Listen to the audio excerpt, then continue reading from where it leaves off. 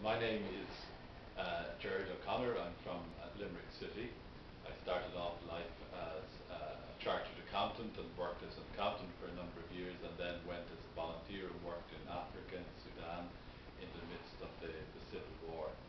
It was in Sudan that I became interested in spirituality and in God and in religion, because in the midst of the terrible war there, witnessing people suffering so much and starving from the lack of food, you couldn't but be philosophical or ask yourself the important questions in life. I was in a plane that was shot at by the rebel troops, and we were very lucky to survive. And in the midst of that, I had a spiritual experience which made me very curious about God. And soon after that, something interesting happened.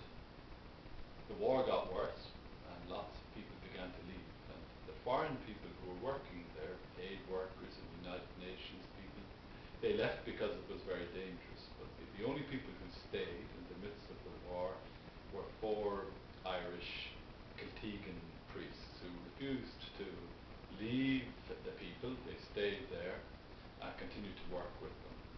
I was 25 years of age. I was an accountant. I loved the work that I was doing in Sudan, delivering food, emergency blankets and medical equipment, etc. It was very satisfying. But what really struck me was the 4 Irish priests who refused to abandon the people when things got difficult.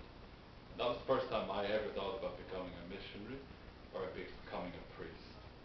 And since then, I've become ordained as a priest. I'm a Redemptorist. I've worked in Brazil and in Somalia, in Rwanda, and I'm now living and working in an area called Cherry Orchard in Dublin. But just recently, in recent days, I've returned from Haiti. I went down there because the Redemptorists have a school called St. Gerard's, which is in Port-au-Prince, which is a poor, they're working in a very poor area of Port-au-Prince. And on the day of the earthquake, in the morning there were 1,500 children from very poor families going to that school. In the afternoon there were just 300, but the earthquake struck at around 4 o'clock, and each of those children, they died, their lives were taken from them, and their families are in pain and agony. And I went there to see if there was anything we could do to remove those children's bodies and to try and help the families who were grieving and who were in difficulty. When I was in Port-au-Prince, I met many other children who have lost their moms and their dads. They had no school to go to. They have to queue for food. They're living in tents. There's no water nearby. There are no toilets. So there's terrible fear that they will get sick because infections will spread. I also went to visit a very interesting project called St. Damian's. The head person in that project is a man called Father Rick, and he's from the United States of America. There's a wonderful Irish woman called Gina working there. And they've taken in all the children who lost their arms and legs during the earthquake, and they are working to give them hope, to do plastic surgery on them in an extraordinary setting, in a place where they begin the day with prayer, where they gather around the children and offer them love and support and hope for the future.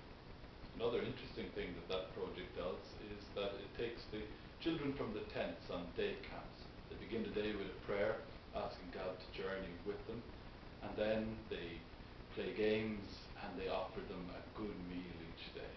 So even in the midst of the crisis and the disaster, there are missionaries, there are priests, there are sisters, lay people who, animated by the vision of Jesus, go out to help the people in the tent city so that they may build a life together for the future, that there may be hope even in the midst of despair and difficulties.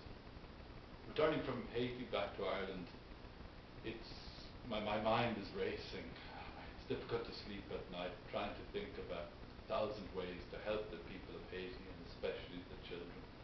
And one of the biggest things that needs to happen now in Haiti is that children need to be helped to go back to school.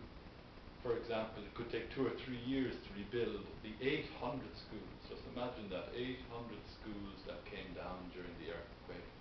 We've got to find a way where those children can go back to school very, very soon.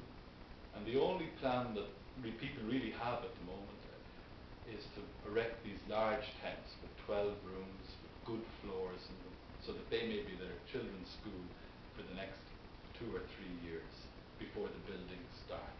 And in the school then, children can come, they can play with each other, they can be helped through the difficulty of having lost brothers and sisters and mums and dads during the earthquake.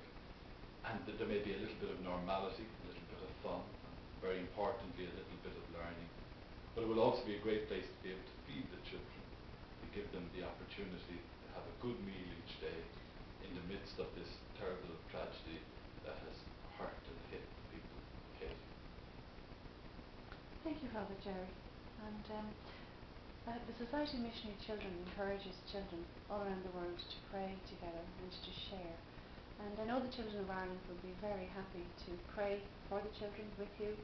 And if they wanted to contribute something, it will go to the Society, and the Society is very proud to say that every single cent will be sent out.